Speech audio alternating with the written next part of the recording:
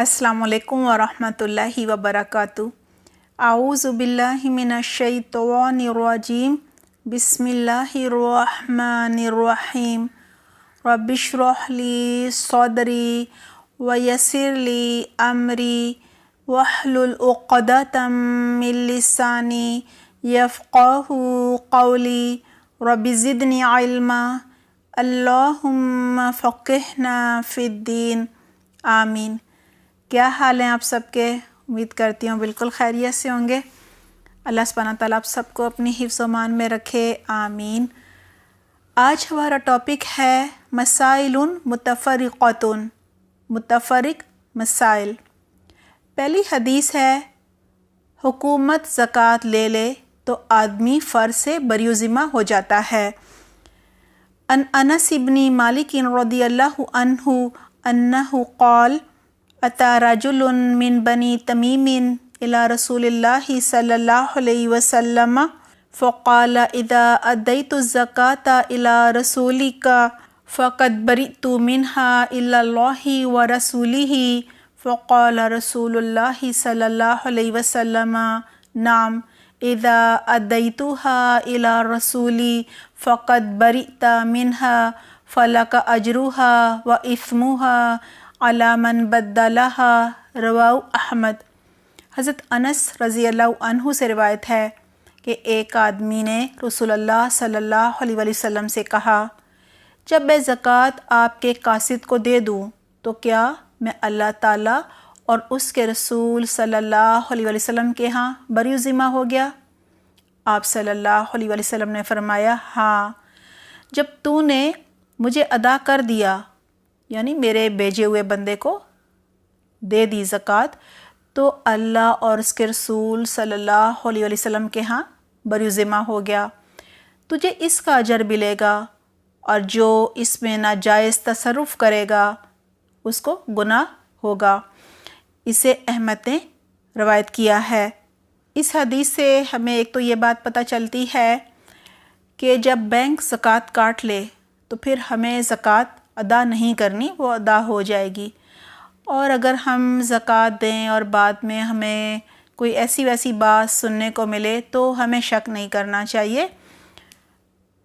اگلی حدیث ہے، بیوی کا اپنے ذاتی بال سے غریب خاوند کو زکوٰۃ دینا نہ صرف جائز بلکہ افضل ہے۔ عن زینب امرأۃ عبد اللہ رضی اللہ عنہما قالت كنت في المسجد فرأيت النبي صلى الله عليه وسلم فقال تصدقنا ولو من حليكن، وكانت زينب تنفق على عبد الله وإيتام في حجرها، قال فقالت لعبد الله سل رسول الله صلى الله عليه وسلم أيجزي عني أن أنفق عليك وعلى أيتام في حجري من الصدقة، فقال سلي أنت رسول الله صلى الله عليه وسلم، فانطلقت إلى النبي صلى الله عليه وسلم فوجدت امرأة من الأنصار على الباب حاجتنا مثل حاجتي، فمر علينا بلال فقلنا سل النبي صلی اللہ علیہ وسلم ایجزی عنی ان انفق علی زوجی وإیتام لی فی حجری، وقلنا لا تخبر بنا، فدخل فسأله فقال من هما، قال زینب، قال أی الزیانب، قال امرأة عبد الله، قال نعم، لها أجران، أجر القرابة وأجر الصدقة، رواہ البخاری۔ حضرت عبداللہ رضی اللہ عنہ کی بیوی حضرت زینب رضی اللہ عنہ کہتی ہیں کہ میں نے مسجد پہ رسول اللہ صلی اللہ علیہ وسلم کو دیکھا۔ آپ صلی اللہ علیہ وسلم نے فرمایا، صدقہ کرو اگرچہ اپنے زیوروں سے ہو، اور حضرت زینب رضی اللہ عنہ حضرت عبداللہ رضی اللہ عنہ پر اور کچھ یتیموں پر جو کہ ان کی پرورش میں تھے خرچ کیا کرتی تھیں۔ انہوں نے حضرت عبداللہ رضی اللہ عنہ سے کہا، نبی اکرم صلی اللہ علیہ وسلم سے پوچھو، اگر میں اپنا صدقہ اپنے خاوند اور یتیم بچوں پر جو میری پرورش میں ہیں کروں تو کیا درست ہے؟ حضرت عبداللہ رضی اللہ عنہ نے کہا، تم خود ہی جا کر نبی صلی اللہ علیہ وسلم سے دریافت کر لو۔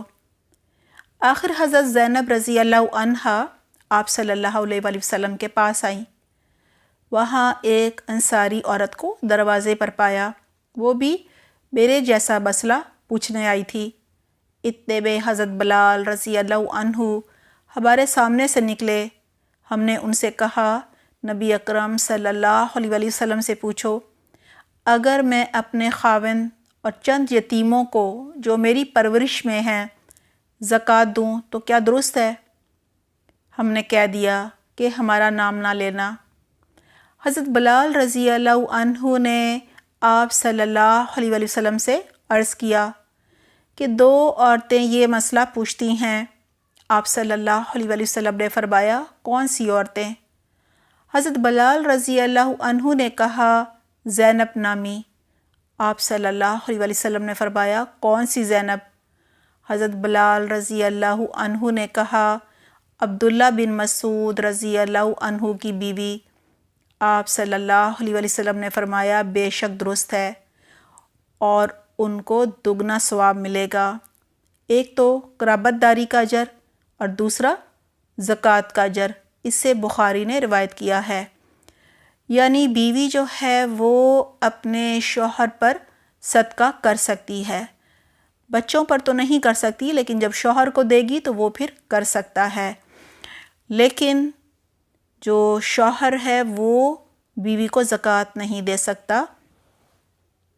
اگلی حدیث ہے، اپنے عزیز و اقارب اور رشتہ داروں کو زکوٰۃ دینا افضل ہے۔ ان سلمان بن عامر رضی اللہ عنہ عن النبی صلی اللہ علیہ وسلم قال، ان صدقۃ علی المسکین صدقۃ وعلی ذی الرحم اثنتان صدقۃ وصلۃ، رواہ ترمذی ونسائی وابن ماجہ۔ حضرت سلمان بن عامر رضی اللہ عنہ کہتے ہیں کہ رسول اللہ صلی اللہ علیہ وسلم نے فرمایا، مسکین کو زکوٰۃ دینا اکیرا ثواب ہے، اور رشتہ دار کو زکوٰۃ دینا دوہرا ثواب ہے، ایک زکوٰۃ کا اور دوسرا صلہ رحمی کا۔ اسے ترمذی، نسائی اور ابن ماجہ نے روایت کیا ہے۔ یہاں یہی بتایا جا رہا ہے کہ اگر ہم اپنے قریبی رشتہ داروں کو جو ہے زکوٰۃ دیں گے تو دوہرا اجر ہوگا، ایک تو ظاہر ہے وہ غریب ہیں، مسکین ہے، زکوٰۃ دینے کا اجر، اور دوسرا صلہ رحمی کا۔ اگلی حدیث ہے، غلطی سے زکوٰۃ صدقہ غیر مستحق یا فاسق آدمی کو دے دیا جائے تب بھی اس کا پورا ثواب مل جاتا ہے۔ عن ابی ہریرہ رضی اللہ عنہ عن النبی صلی اللہ علیہ وسلم قال، قال رجل لا تصدقن اللیلة بصدقة فخرج بصدقته فودعها في يد زانية فأصبحوا يتحدثون تصدق الليلة على زانية، قال اللهم لك الحمد على زانية، لا تصدقن بصدقة فخرج بصدقته فودعها في يد غنى فأصبحوا يتحدثون تصدق على غني، قال اللهم لك الحمد على غني، لا أتصدقن بصدقة فخرج بصدقته فودعها في يد سارق فأصبحوا يتحدثون تصدق على سارق، فقال اللهم لك الحمد على زانية وعلى غني وعلى سارق، فأوتي فقيل له أما صدقتك فقد قبلت، أما الزانية فلعلها تستعف بها عن زناها، ولعل الغني يعتبر فينفق مما آتاه الله، ولعل السارق يستعف بها عن سرقته، رواہ مسلم۔ حضرت ابو ہریرہ رضی اللہ عنہ کہتے ہیں کہ نبی اکرم صلی اللہ علیہ وسلم نے فرمایا، ایک آدمی نے کہا میں آج کی رات صدقہ دوں گا۔ وہ اپنا صدقہ لے کر نکلا اور ایک زانیہ عورت کے ہاتھ میں دے دیا۔ صبح کو لوگ چرچا کرنے لگے کہ رات ایک زانیہ کو صدقہ دیا گیا ہے۔ اس نے کہا، اے اللہ، تعریف تیرے ہی لیے ہے، میرا صدقہ زانیہ کو مل گیا۔ اس نے کہا کہ میں آج رات پھر صدقہ کروں گا۔ وہ صدقہ لے کر نکلا اور ایک بالدار کو دے دیا۔ لوگوں نے باتیں کی کہ آج کوئی بالدار کو صدقہ دے گیا ہے۔ اس نے کہا، اے اللہ، تعریف تیرے ہی لیے ہے، میرا صدقہ بالدار کے ہاتھ لگ گیا، میں آج پھر صدقہ دوں گا۔ وہ صدقہ لے کر نکلا اور ایک چور کے ہاتھ میں دے دیا۔ صبح لوگوں نے کہنا شروع کر دیا، رات کسی نے چور کے ہاتھ میں صدقہ دے دیا۔ اس نے کہا کہ اے اللہ، تعریف تیرے ہی لیے ہے، میرا صدقہ زانیہ، غنی اور چور کے ہاتھ لگ گیا۔ پس اسے خواب میں کہا گیا، تیرے سب صدقے قبول ہو گئے۔ زانیہ کو اس لیے کہ شاید وہ زنا سے بچ جائے، غنی کو اس لیے کہ شاید اسے شرم آئے اور عبرت ہو، اور چور کو اس لیے کہ شاید چوری سے باز آ جائے۔ اسے مسلم نے روایت کیا ہے۔ یہاں سے ہمیں یہی پتہ چلتا ہے کہ ہماری پوری کوشش ہونی چاہیے کہ ہم حقدار کو ہی زکوٰۃ دیں۔ اس کے لیے ہمیں تحقیق کرنی چاہیے، لیکن پھر بھی جانے انجانے میں اگر ہم کسی ایسے کو دے دیں جو حقدار نہ ہو تو بھی اللہ سبحانہ تعالیٰ قبول کر لیتے ہیں۔ اگلی حدیث ہے زکوٰۃ کے مستحق مسکین کی تعریف۔ عن ابی ہریرہ رضی اللہ عنہ ان رسول اللہ صلی اللہ علیہ وسلم قال لیس المسکین الذی یطوف علی الناس تردہ اللقمۃ واللقمتان والتمرتان ولکن المسکین الذی لا یجد غنی یغنیہ ولا یفتن له فیتصدق علیہ ولا یقوم فیسأل الناس۔ رواہ البخاری۔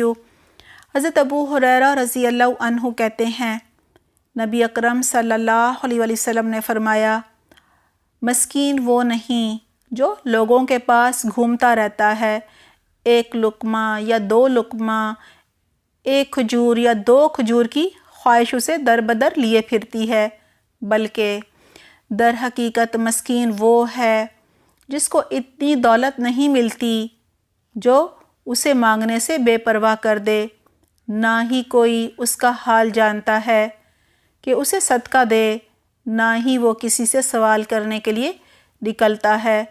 اسے بخاری نے روایت کیا ہے، یعنی وہ سفید پوش ہوتا ہے، وہ دوسروں کے آگے ہاتھ نہیں پھیلاتا۔ اگلی حدیث ہے دوسروں سے سوال نہ کرنے والے کے لیے رسول اکرم صلی اللہ علیہ وسلم نے جنت کی ضمانت دی ہے۔